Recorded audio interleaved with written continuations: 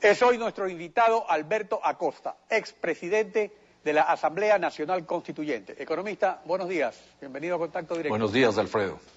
La Constitución de Montecristi es precisa en cuanto al proceso de reforma constitucional y prevé 3 escenarios. 1, referéndum directo si se enmiendan artículos sin restringir derechos fundamentales. Así es, ni alterar artículo la estructura del 441. Estado, ni modificar el procedimiento de reforma. 2, referéndum de lo que apruebe la Asamblea sin restringir Artículo derechos, 442. ni modificar el procedimiento de reforma. Y 3, Asamblea Constituyente para cambios mayores.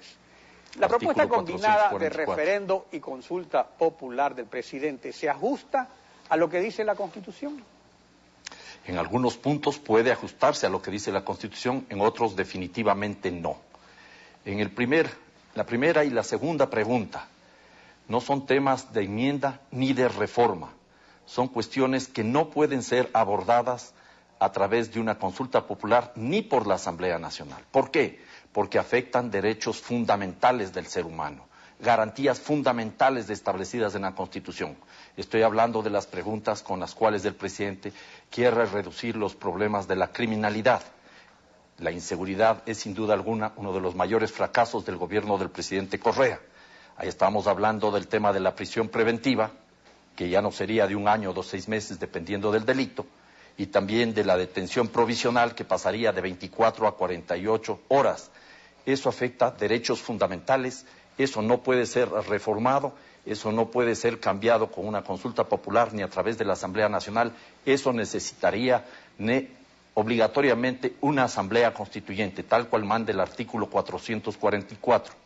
Las preguntas 4 y 5, con las cuales el gobierno, usando las palabras del propio presidente Correa, quiere meterle mano a la justicia, son preguntas que no se resuelven con una enmienda, son reformas constitucionales, pero incluso esas preguntas serían inconstitucionales si nos atenemos a lo que mandan los principios básicos del derecho constitucional que hablan de la independencia de poderes.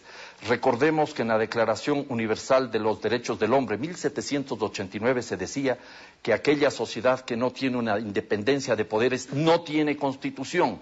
Adicionalmente hay acá, busco exactamente el nombre, la Carta Democrática Interamericana de Derechos del año 2001, donde se establece con claridad la independencia de poderes. Y en la misma Constitución de Montecristi, en el artículo 168, numeral 1, se garantiza la independencia de la función de la justicia y cualquier violación a esa independencia generaría una serie de sanciones de todo tipo. En ese sentido, yo creo que estas 4 preguntas están afectadas por inconstitucionalidad, sobre todo las 2 primeras, y esas no deberían ir en la consulta popular. Que quede claro, el presidente de la República tiene todo el derecho para convocar a una consulta popular, pero luego el Tribunal Constitucional tendrá que calificar el carácter de esas preguntas para que podamos pronunciarnos los ciudadanos y las ciudadanas. Y no solo la forma, pero el presidente considera traidor a la revolución a quien no esté de acuerdo con su propuesta. Veamos lo que dijo al respecto. Todo lo que se quiera ir es el momento. Sabemos que toda revolución tiene traidores y la hora de la verdad, cuando tenemos que jugarnos entero, vemos quién es quién. La historia nos juzgará. Y este es solo el comienzo. Verán que habrá más oportunistas. No sé si el bloque, pero de ministros resentidos con el proyecto. A ver, según lo que dice el presidente, hay muchos más que no están de acuerdo, hasta ministros. ¿Qué conoce usted de estos resentidos con el proyecto, como afirma el presidente? ¿Son también fundadores como Ricardo Patiño y Javier Ponce, o solo están entre los asambleístas, exasambleístas constituyentes? Le soy franco, Alfredo, no conozco qué está pasando dentro del país. Lo que lamento es que cuando hay una voz de disidencia se trate de acallarla acusándole de traidor. Yo creo que aquí hay que estar absolutamente claros. La lealtad es con un proyecto político. Quien no está con ese proyecto político está traicionando ese proyecto político. Aquí no hay lealtades con las personas.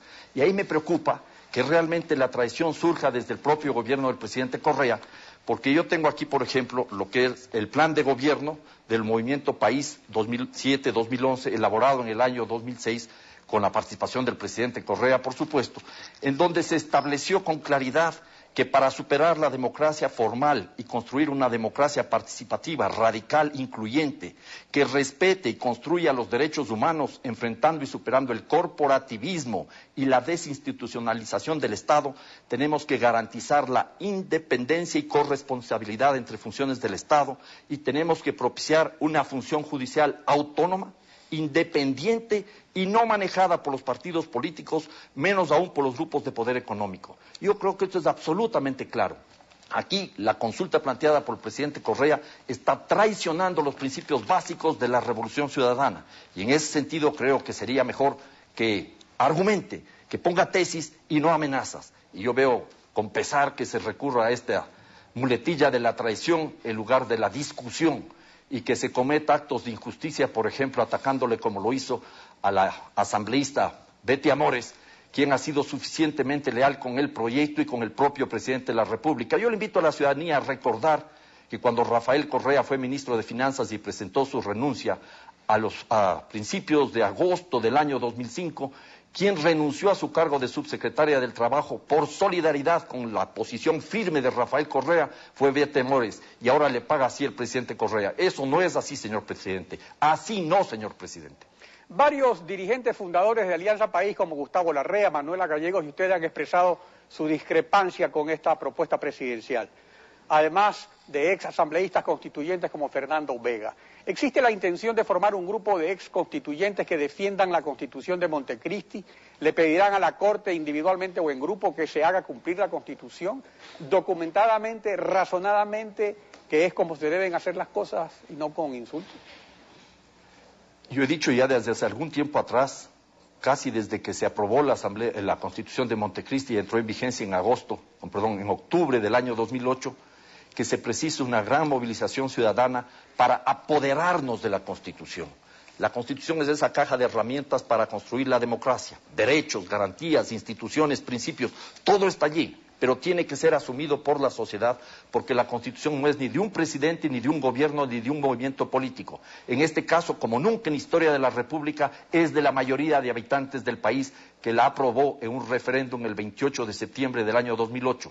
Y creo que es necesario hacer un gran frente de defensa de la Constitución, de nuestra Constitución, de la Constitución que tanto apoyó el presidente Correa y que ahora intenta destrozarla, al menos en algunos principios fundamentales, para impedir que volvamos a aquella época en que la Constitución es un papel mojado que no sirve para nada. ¿Y usted está dispuesto a tomar esa iniciativa, más allá de lo que de la convocación que está haciendo aquí en este momento? ¿Está usted dispuesto a concretamente tomar esa iniciativa de formar estos grupos? Estoy conversando al respecto, estoy impulsando estas reflexiones. Creo que es importante y que pensemos que no se trata aquí nuevamente de liderazgos individuales caudillescos, que tampoco queríamos impulsar en el plan de gobierno 2007-2011, sino liderazgos colectivos, responsables con historia y comprometidos con un proceso político que empezó mucho antes que el presidente Correa surge en la vida política nacional, que continuará aún después del gobierno del presidente Correa y que me temo que va a tener que ser aún en contra del presidente Correa. Ahora, analizando el contenido conjunto del referéndum y la consulta, porque son pues tantos puntos y usted se ha referido a los más importantes, ¿es usted el criterio que se va a utilizar a la voluntad popular para entronizar una dictadura, legitimando incluso abusos que ya se están cometiendo, como por ejemplo contra el derecho a la resistencia? Bueno, yo creo que ese es otro tema. Ese es otro tema. Yo creo que la consulta popular en principio es un derecho que tiene el presidente de la República y nosotros tenemos el derecho a apoyarla o a negarla. Hay algunos puntos en la consulta con los cuales estoy de acuerdo. Por ejemplo, la tercera pregunta que dice que los banqueros tienen que ser banqueros y nada más que banqueros. Tesis que la he defendido desde hace varias décadas. La apoyo sin reparos. Pero yo creo que pero ahí hay mezcla que estar también atento. a los comunicadores. O sea, ¿qué tiene que ver eso si en Montecristi se aprobó otra cosa? Bueno, por eso estaría ya no una enmienda, sino una reforma. Eso no se puede aprobar simplemente con un referéndum. Eso tiene que ir a la Asamblea Nacional y tiene que discutirse. Ojalá el Tribunal Constitucional tuviera la firmeza de decirle, son dos temas, separe dos preguntas y discutamos, pero tratamiento de reforma constitucional, no una simple enmienda constitucional.